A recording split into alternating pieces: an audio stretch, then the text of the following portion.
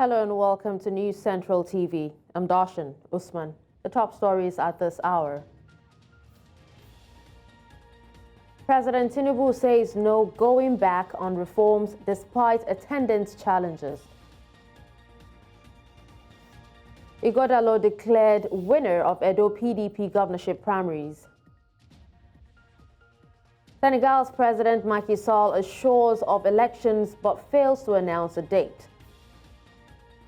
Details shortly.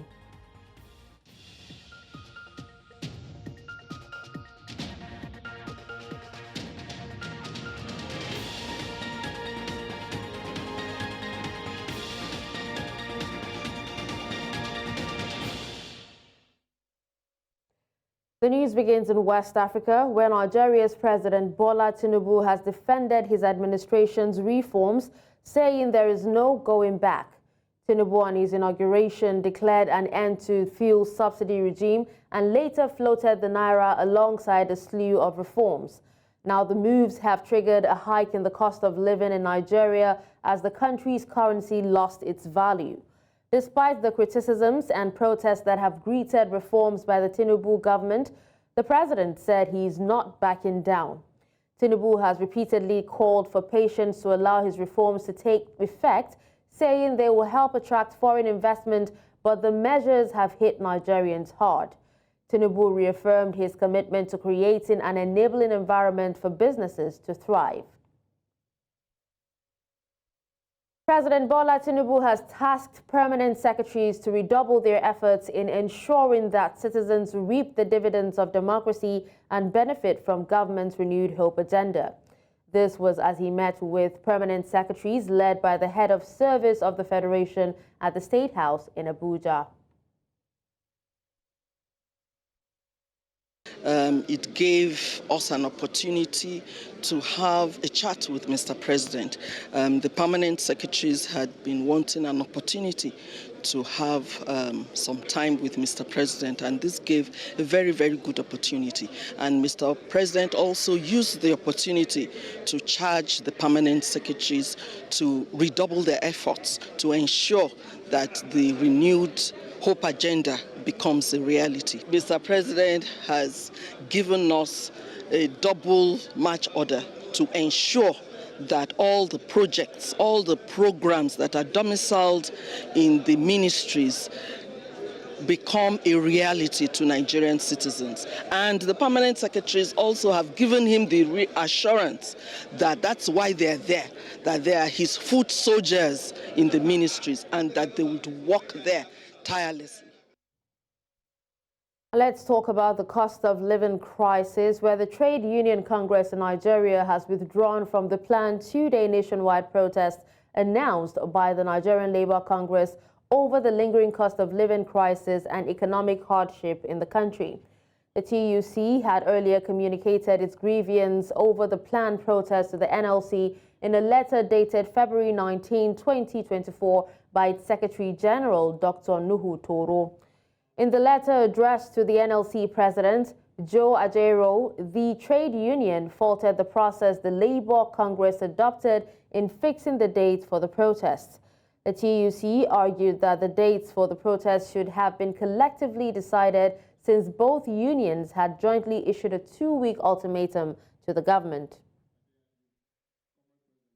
Meanwhile, Governor of Oyo State in southwest Nigeria, Seyi Makinde, has denied allegations that the 36 state governors received a sum of 30 billion naira each to address the current hardships in their respective states.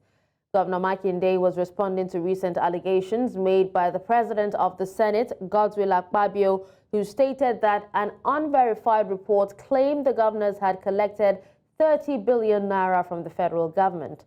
The governor, who reacted to this during the commissioning of Ishain Central Mosque in Ishain, questioned why Senator Akpabio would make such a statement, knowing well that it was an unverified information.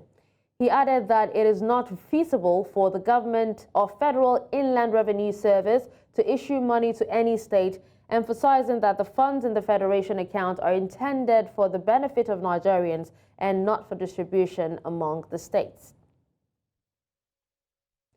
The National Economic Council has deliberated on measures expected to reduce the price of foodstuff around the country, ensure state policing in federal, state, and reviewed efforts being put in place to mitigate the effects of flooding in the country.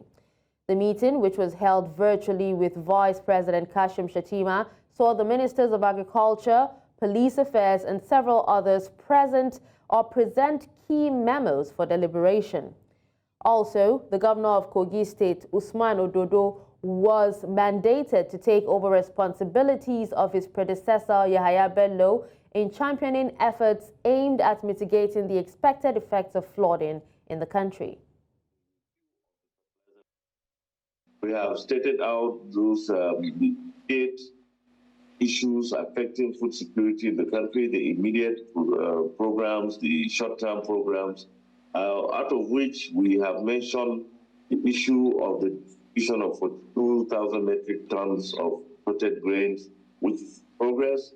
We have started bagging, and we mentioned the issue of the review of the fertilizer prices. Met with Indorama, the major producer of urea, and we're meeting with Dangote Fertilizer. We met with Indorama and Motori a couple of days ago, and we're trying to reach up finality on the issue of the price of urea, which is a major input fertilizer NPK, also as the second application. The recent spate of kidnappings, banditry activities, and terrorism and communal clashes have a dark shadow over our country, causing fear, pain, and uncertainty among our people. So the centralized police system is it is over 40 years now.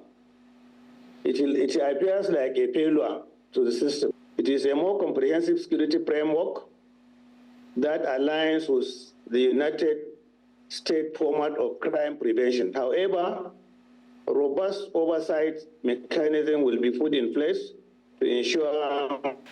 In view of the food security situation in the country, the Council discussed the preparedness of the country on flood this year.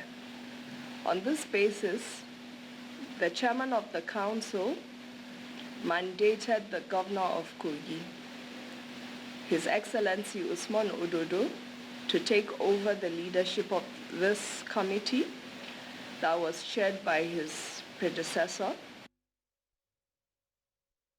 Let's also tell you that the Nigerian Senate on Thursday confirmed 12 members for the Monetary Policy Committee of the Central Bank of Nigeria with a charge to immediately formulate policies to salvage the country's ailing economy.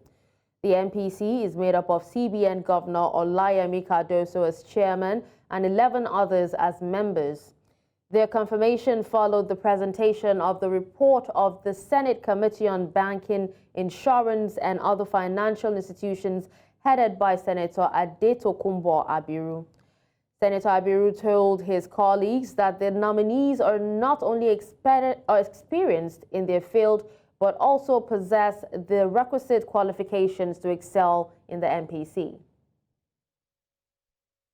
That their appointments are in accordance with the provisions of the Act, that the nominees possess the requisite qualification, that we did not receive any petition against any of the nominees, and that the nominees have been cleared by the Nigerian Police Force, Department of State Security, and they have their Code of Conduct acknowledgement slips. Recommendations. Mr. President, distinguished colleagues, the Committee on Banking, Insurance and Other Financial Institutions, after robust engagement with the nominees and being satisfied with their experiences, performances and academic qualifications, do hereby recommend as follows: that the Senate do confirm the nomination of all the underlisted members as members of the Monetary Policy Committee of the Central Bank of Nigeria. The Senate, in the Committee of the Whole, considered the report of the Committee on Banking, Insurance and Other Financial Institutions on the screening of Mr. President's nominees for appointment as members of the Monetary Policy Committee of the Central Bank of Nigeria and approved the nominations of Olayemi Cardoso, as chairman, Mohammed Sani Abdullahi as member, Bala Bello as member, Emem Usoro as member, Philip Ikazo as member, Jafia Lydia Shehu as member, Lamido Yuguda as member, Moritala Sabo Sagagi as member, Aloysius Uche Odu as member, Agu Pauline Odinkemelu as member, Mustafa Akiyomi as member, and Bandele Eji Amo as member. So this approval by the Senate is for the chairman and members of the Monetary Policy Committee of the Central Bank of Nigeria. Is this a true reflection of what transpired in the Committee of the Whole? Yes. I wish them well and pray that they will use their expertise to redirect the monetary policies, including even contributions to the fiscal policies, to ensure that Nigeria gets out of the current economic quagmire. Away from that, government officials could sometimes overstep their boundaries by using their positions to intimidate and victimize others. Sequel to this, the Abia State government says it has set up the Office of the Ombudsman to receive all such complaints and treat the matters therein. News Central's Chinwe Ugele sought to know how much the residents of Umuahia understand the new office. An ombudsman is a person appointed by an organization to receive complaints, investigate them, advise parties involved, and also settle the matter out of court. Abia State government recently declared the existence of such an office, aimed at giving the masses an opportunity to report any official of government found in any act uncomplimentary to his office. The public will have avenue to report any misdeeds or any violation of their rights or abuse of power or office by government officials. Ironically, not a single person interviewed for this report had heard about the word or knew what it meant. Have you heard of ombudsman before? Have you heard of ombudsman? Ombudsman? Yes. No. Have you heard of ombudsman? No, I didn't hear that. Have you heard of ombudsman before? No. Do you know the meaning of ombudsman? Have you heard of the word before? No. However, after explaining the meaning of the word and the role the office plays, they had this to say. You help a lot to ameliorate the problem or complaints laid out by civil servants about their grievances against what the expected government should do for them. And it will keep government in check. It will also bring government up to date with happenings around. If they can implement whatever we tell them to do, if they can just understand us and do it. It will help and reduce all this harassment of the thing and misunderstanding in the states.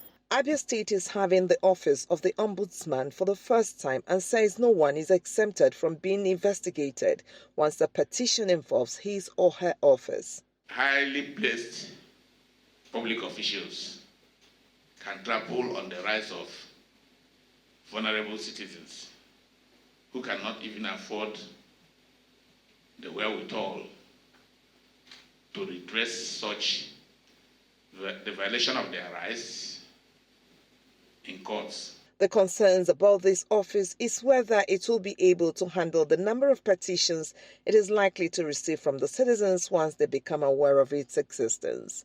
In Umuahia for News Central, Chinwe Ugele.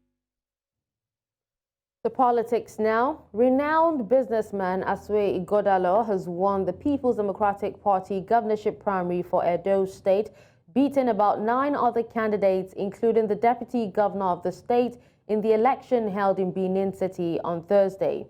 The exercise was held at the Samuel Ogbemudia Stadium in the Oyo State capital, with Ighodalo polling 577 to emerge as the state's ruling party's governorship candidate for the September 2024 election. The chairman of the Edo Electoral Committee and also Governor Dauda Lawal Dere of Zamfara State declared him the winner of the exercise. Number one, Aslan Otezua scored 0 votes. Number 2, Asorine Igotolo. Number 2, Ato SNA also scored 0 votes. Number 3, Asorine Igotolo scored 577 votes. Number 4, Al Osaze Onaiwu scored 0 votes. Number 5, Felix Akabwe also scored 0 votes. Still talking Edo governorship primaries, as the political tension in Edo State continues to heighten, 3 parties have so far concluded their governorship primaries with a winner emerging. The parties include the ruling People's Democratic Party, whose flag bearer will be renowned businessman Asue Ighodalo. Zenith Labour Party will be represented by Bishop Akalame, while Kennedy Iyere is flying the flag Accord Party winner.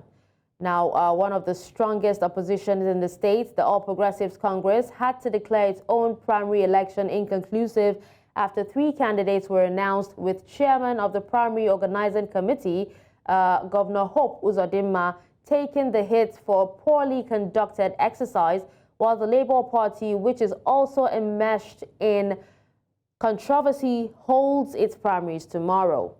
We were joined on the news by News Central's correspondent Bernard Akede.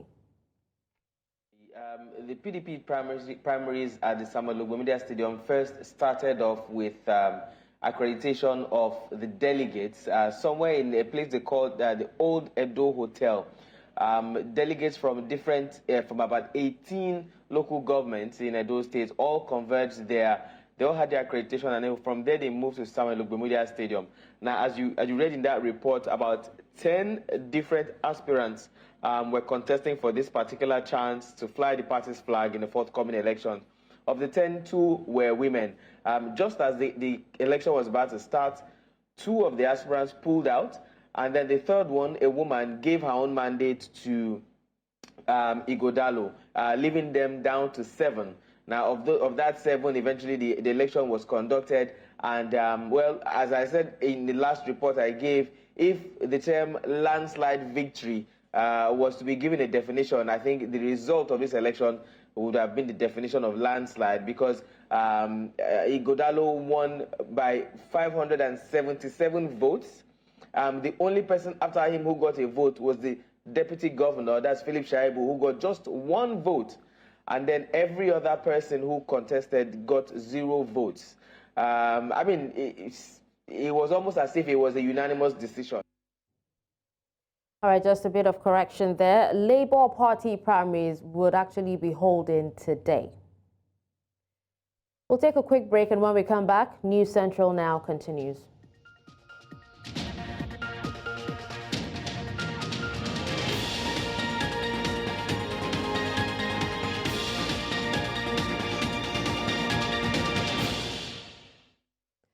Welcome back, and thank you for staying with us. And now we move to security, where Nigeria's defense headquarters says that it has neutralized about 286 terrorist elements, arresting another 244 in the last 2 weeks. The director of the Defense Media Operation, while giving an update of military operations in the nation's capital, Abuja, assured citizens that troops will not relent until it rids the nation of crime and insecurity. Amading Uyi reports. With Nigeria's escalating insecurity situation, troops say their quest to rid the nation of criminal elements and restore law and order will continue unabated. The Defense Media Operations, in a recent update of ongoing military operations, says that troops have made significant gains neutralizing almost 300 terrorists.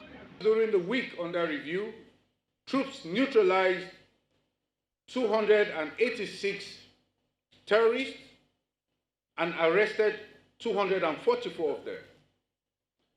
Troops also arrested 83 perpetrators of oil theft and rescued 122 kidnapped hostages. In the South-South, troops denied the oil theft of over 2.5 billion naira worth of crude oil. The director of the Defense Media Operations adds that the military is committed to ridding the nation of insecurity. The military finds itself uniquely positioned to unabatedly address the security challenges in the country. The armed forces is not only ensuring the dissemination of terrorists and their cohorts across the country, it remains focused and concentrates on the task and mission at hand. The Defense Headquarters is also calling on citizens to partner with troops, especially in the area of information sharing. In Abuja for News Central, I am Amadin Uyi. The Nigeria police has arrested a 54-year-old woman in possession of 175 rounds of live cartridges. The Commissioner of Police in Delta State, South Nigeria, Olufemi Obaniwanda, disclosed this to journalists at the command's headquarters in Asaba, the state capital. News Central correspondent Austin Azu tells us more. In recent times, some parts of Delta State have recorded incidents of armed robbery, court-related clashes and kidnapping, all threatening the peace of the state. In the area I stay, this was at the last 2 weeks, we got such experience from a neighborhood that they invaded their place, took some generators. To them, there should be a synergy between the persons from the localities and the Nigerian police force. They cannot work in isolation. The State Commissioner of Police is here to brief journalists about the command's recent achievements. Told you, we'll work with every person, work with you, ask Deltans if you see something, say something. Support us to police you properly. The police boss said those arrested include a 54-year-old woman in possession of 175 rounds of live cartridges, 26-year-old lady arrested with illicit drugs worth hundreds of thousands of naira, among others. And I am emphasizing these drugs because of what it does to the youth. Drug is one of the most dangerous things that is destroying society faster than any other thing. Under the influence of drugs, any person can do anything. So we intend to continue to clamp down on these individuals, ensure that if you do not have the license, if you do not have the authority to deal or to trade in these things, you have no right being in possession of them, not in this large quantity. Some of the suspects narrated their level of involvement. Because of the condition, so I marry and my husband divorced with my 2 kids. So when my friend came and introduced me, I don't know it's drugs abuse. That's why I'm selling it. They arrest me because of the cartridge when he did it. Meanwhile, the commissioner said the command has established a complaint response unit at the command's headquarters, in line with the directive of the Inspector General of Police mission to have a transparent policing system in the country. In Asaba for News Central, I'm Austin Azu. In a bid to counter violent extremist ideologies and protect young people from being radicalized, the Boro State government in Nigeria's northeast has unveiled a unified curriculum for Islamic schools. News Central's Umaru Kirawa completes the report. There exists multiplicity of both formal and non-formal Islamic schools, imparting knowledge to both the young and old in Nigeria's northeast.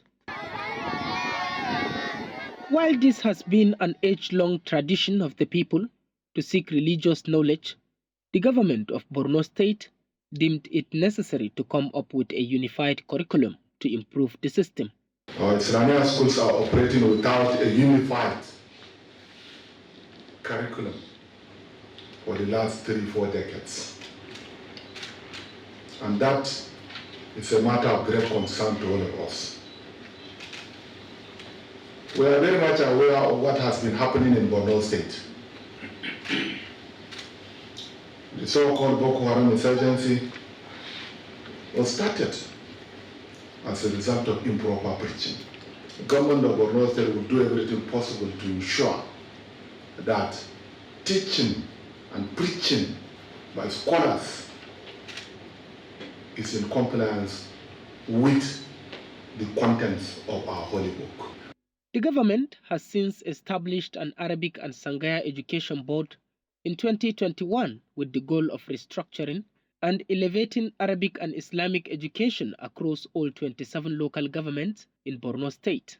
So far, so good. We have supported them with about 1 billion naira. And I'm so happy to note that based on your own presentation, you did say that the curriculum is in alignment with the mission and mandate of National Board for Arabic and Islamic Studies and bias. That means at the end of the studies, the children will be certificated and they can be admitted in higher institutions of learning in the country. The presented curriculum is based on the teachings of the Imam Malik School of Thought and covers subjects such as Arabic, Quran, Fiqh, Hadith, Sirah and Tawheed. While the government moves to implement the unified curriculum in the state, the hope now is for the aim of the initiative, which is to enhance inclusiveness, togetherness and sustainable development be achieved. In Maiduguri for News Central, Umoru Kirawa. Stakeholders in Nigeria have called for an end to barriers that limit opportunities for women, thus stalling their abilities to contribute to the development of the nation. This was during a press conference in Abuja, where they unveiled a community-based campaign that will encourage women to rise above cultural and religious limitations. Our correspondent, Marvelous Obomanu, reports. Women in Africa suffer from discrimination and non-inclusion over their gender.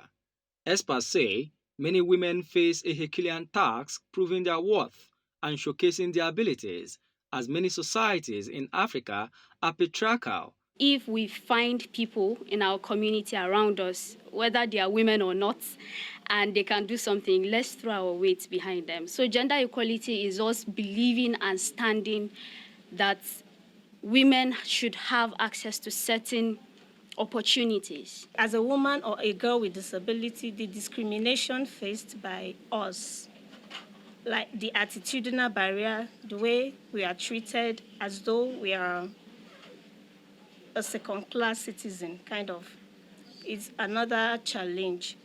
You see so many people say, you're a girl, why would you go to school? You can't get married. If you go to the north, you see a lot of girls married at underage, at an underage, and it's really not it. We should learn to train our girls.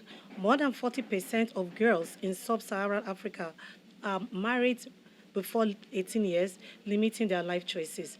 In tackling some of these norms, which tends to relegate women's advancement in politics, career, and the corporate world, stakeholders at this press conference in Abuja say they will inaugurate 500 girls and women as change agents. The number of people out of school for young girls and girls is higher when we look at it. So basically, these are factors that we have to nurture for us to be able to ensure that more women get into this and are not marginalized. They also add that some women and girls have been selected to lead efforts aimed at driving a community-based campaign expected to challenge women to rise above limitations.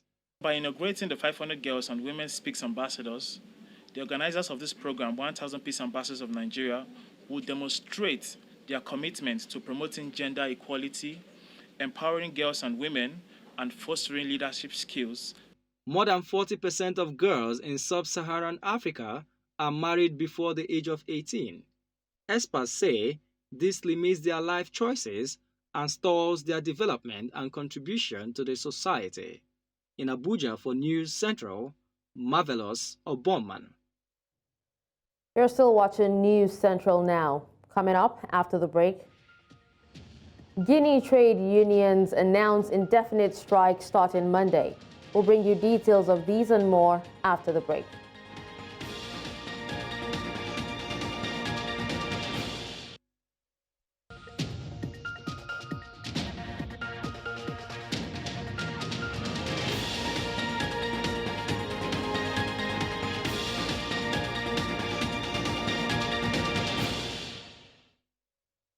Thank you for staying.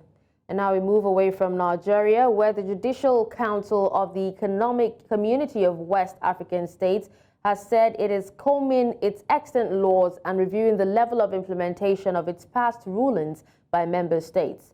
The move came days after Nigeria's Attorney General and the Minister of Justice, Lateef Fagbemi, called on the ECOWAS Court of Justice to refrain from issuing orders and judgments that were impossible to enforce. Meanwhile, an anti-corruption advocacy group, Socio-Economic Rights and Accountability Project, has taken exception to the AGF's position on ECOWAS court judgments. In a statement on Thursday by the Deputy Director, Kolawole Oludare, Serap described Fagbemi's remark as a political attack on the ECOWAS court. Senegal's President Macky Sall said his mandate would end as planned on April 2nd, but left open the new date for a presidential election, which he postponed earlier this month. Sall has faced a clamor to set a date for the vote after his abrupt delay to the February 25th election triggered weeks of crisis. In an apparent move to pacify public opinion, Sall also said he would consider releasing imprisoned opposition figures Ousmane Sonko and Bassirou Diomaye Faye. He said he would hold discussions on Monday and Tuesday with presidential candidates and other political and social actors. Le Conseil clairement a indiqué aux autorités compétentes, en premier chef le président de la République, que c'est lui qui doit prendre le décret convoquant le collège électoral et fixant le décret fixant la nouvelle date. Mais ce décret ne peut être pris avant que la concertation nationale ne se réunissent, et j'ai convoqué cette concertation nationale le lundi, et je pense que sur 2 jours maximum, lundi prochain, c'est le lundi 26, on devrait entre lundi et mardi terminer, puisqu'il n'y a pas beaucoup de sujets en réalité qui doivent être traités. Je souhaite que les acteurs qui doivent se réunir autour de moi pour regarder l'intérêt supérieur de la nation dans ce contexte bien particulier puissent regarder ce qui et comment nous le allons enjamber. Mais ça, j'écouterai ce que le dialogue dira, et après le dialogue, certainement, le Conseil constitutionnel pourrait être amené aussi à clarifier. Dans le cadre du dialogue et de l'apaisement que j'ai souhaité, j'ai indiqué ces derniers temps à mon gouvernement la nécessité de prendre des dispositions pour faciliter la libération d'un certain nombre de détenus et aller même au-delà, puisque le pays aujourd'hui a besoin. Côte d'Ivoire President Alassane Ouattara has pardoned 51 civilians and military prisoners, including a general linked to post-electoral violence. President Ouattara told the National Security Council of his decision for the men sentenced for offenses committed during post-electoral crisis and against state security. Among those pardoned was a supporter of ex-President Laurent Gbagbo, General Bruno Dogbe-Blair, who was jailed for 18 years for the 2011 kidnapping, torture, and murder of 2 Frenchmen, a Malaysian and a Benin Republic national. The pardon was said to be part of the president's commitment to work resolutely to consolidate peace. Guinea trade unions have announced an unlimited general strike next week. The Guinean Trade Union Movement, a confederation of the main unions, called on the public and private sectors to follow the strike across the country from Monday. The call comes as the West African nation grapples with growing social tension and the absence of a government. The unions are calling for the immediate and unconditional release of Sekou Jamal Pendesa, Secretary General of the Union of Press Professionals of Guinea, who was arrested at the end of January for participating in an unauthorized protest. They are also demanding the lifting of internet restrictions that have been in place for 3 months and protesting against the high cost of living. You're still watching News Central now. Still ahead. Arab American voters in Michigan vow to punish Biden. We'll bring you more on this when we return.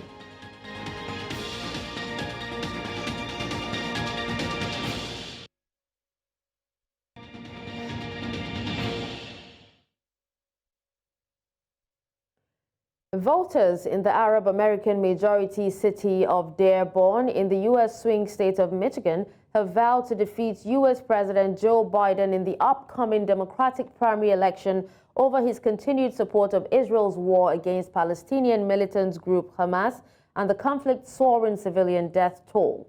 A progressive activist and co-chair of an initiative called Abandon Biden, Samra'a Lukman, has urged voters not to cast their ballots for the Democratic president.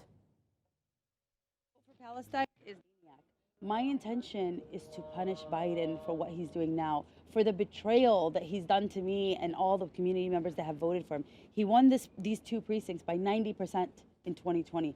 And by God, this time he's going to win by 0. I'm going to make sure he gets 0%. So the only way I would vote for Biden is if he resurrected all 30,000 people that were dead. We are not going to be voting for Biden. It's an abandon Biden campaign that is not just to abandon him, but to oust him from office. احنا عادة في الحزب الديمقراطي لنا من 50 سنة مثلا أنا اشتغلت في فرد ومع نقابة العمال ونحن كأعضاء داخل الحزب لكن نحن الآن نختلف مع سياسة الحزب. Now, President Biden, in his seemingly unlimited funding and support for Netanyahu's war, he is threatening to lose this community, perhaps not just in November, but perhaps for a generation to come. That's why people like me and organizers like me here in southeastern Michigan are coming together and insisting that he hear us, are coming together and voting uncommitted on February 27th, so that he sees the warning signs, because it's clear he hasn't heard us yet. He'll hear us at the ballot box on February 27th. It's a lose-lose situation. I have to look. I'm looking at 2 candidates that I don't agree with who have both done things to go against the Muslim population. I think I'm going to choose the lesser evil. And to me, at this point, the lesser evil is Trump. The news continues in Europe, where the mother of Alex Navali says that she's been pressured into agreeing to a secret burial for her son, accusing Russian authorities of blackmail. Navalny, an anti-corruption crusader and leading domestic foe of Russian President Vladimir Putin, died last Friday, aged 47, in an Arctic prison. Meanwhile, exiled Belarusian opposition leader Svetlana Tikhanovskaya on Thursday urged democratic governments to make Navalny's death a red line with actions and not just words of support. Отдать тело закону. Они должны мне сразу были отдать тело Алексея, но они не сделали это до сих пор. Вместо этого они шантажируют меня, ставят мне условия, где, когда и как должен быть похоронен Алексей. Это незаконно. При мне им приходят приказы то ли из Кремля, то ли из Центрального аппарата Следственного комитета. Они хотят, чтобы это было сделано тайно, без прощания. Они хотят привести меня на окраину кладбища, к свежей могиле и сказать, вот здесь лежит ваш сын. Я на это не согласна. Now, in more stories from around the world, we move to Asia, where the chairman of the U.S. House of Representatives Committee on China has warned Beijing that any attempt to invade Taiwan would fail. U.S. Representative Mike Gallagher told the island's president-elect Lai Ching-te during a meeting at the presidential office. And I think the message we want to send in a bipartisan fashion is that if Xi Jinping and the Chinese Communist Party were to ever make the incredibly foolish decision to attempt an invasion of Taiwan, that effort would fail. 特别是中国在外交、国防、政治、经济各个面向，都展现他们强大的对国际社会的压力。台湾面临这样的挑战，我们除了坚定的以和平、对等、民主、对话4个原则处理两岸的关系以外，我们也会强化我们国防国安的力量，来向国际社会传达台湾守护自己国家的决心。The United States, Democrats and Republicans stands with Taiwan for your freedom and for ours. For as Taiwan goes, so goes the world. Taiwan must remain, as it stands today, a candle, burning freely, fiercely, and improbably against the darkness.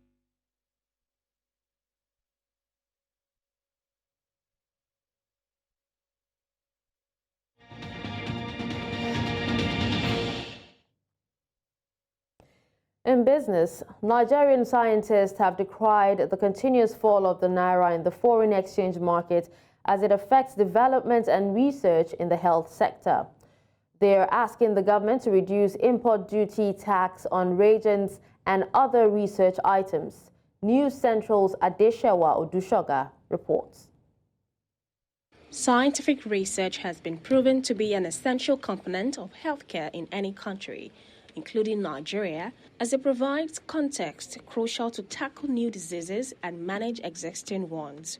However, Nigerian scientists who are saddled with this responsibility in the country are now faced with the big elephant in the room.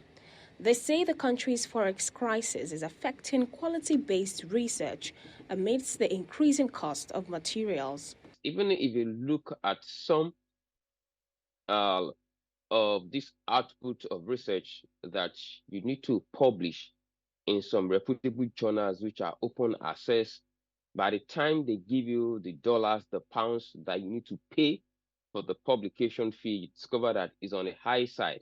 In Nigeria, community-based health research has aided the retention and improvement of quality, adequate and competent distribution of committed primary healthcare workforces, improving access to healthcare. However, researchers say it has become more expensive to conduct community-based research and diagnosis and even import reagent as the Naira continues to weaken further.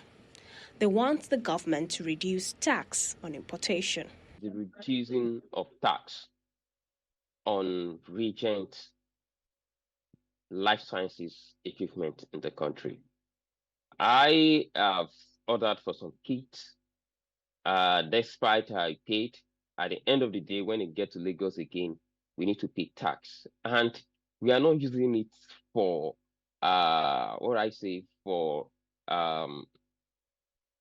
money purpose. It's just research. Access to funding and inadequate personnel are some of the major challenges affecting development research in Nigeria.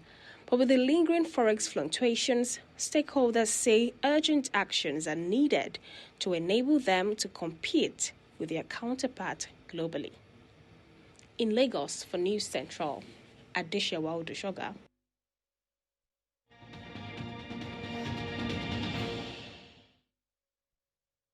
And now in the world of sports, the Nigerian national women's football team are preparing to face old rivals, the indomitable Lionesses of Cameroon, in a two-legged qualifier for the Paris 2024 Olympic Games holding this summer. The 9-time African champions have not featured at the Olympic Games since the 2008 in Beijing. The Falcons are already in Douala ahead of the first leg, which will take place at the Stade de la Réunification on Friday evening, with Ugandan officials officiating. Coach Randy Waldrum has selected a strong squad of 21 players, and speaking at the pre-match press conference today, alongside team captain Chiamaka Nnadozie, Waldrum said he was confident his team would progress. Well, the goal, obviously, is to qualify for the Olympics. We can't look ahead of ourselves as to the success in the Olympics until we get there. So qualification is going to be the primary goal. yeah, I'm so happy to win this award, and yeah, that is bygone. That was last year, and this year we'll have a new goal, and all the focus now is on tomorrow's game. And the girls are happy, everyone is happy. The coach has thought out the loss, so hope tomorrow we'll implement everything in the game, and we are hopeful that. Black Queens of Ghana have received the outstanding bonuses, easing tensions within the team camp ahead of the crucial Olympic Games qualifier against Zambia. The players, who had previously threatened to boycott the match, were reportedly owed $7,500 each. The resolution came on Thursday, just in time for Friday's first leg encounter, following assurances from top officials, including GFA President Kurt Okraku and Sports Minister Mustafa Yusuf.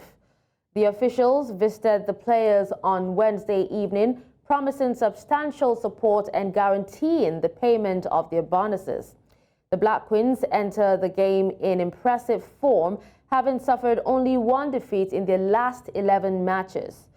The winners of the third round tie will face either Tunisia or Morocco in April for a place at Paris 2024. And that's it on the news at this hour. But before we go, let's take another look at some of our top stories. We told you that President Tinubu says no going back on reforms despite attendance challenges. We also told you that Ighodalo declared winner of Edo PDP governorship primaries. And finally, you heard that Senegal's President Macky Sall assures of elections but fails to announce a date. Send your eyewitness report to the WhatsApp number on the screen. Do follow us on social media. We are at News Central TV. You can watch News Central live on DSTV channel 422, Star Times channel 274, Avo TV, and YouTube. Many thanks for watching. I'm Darshan Usman.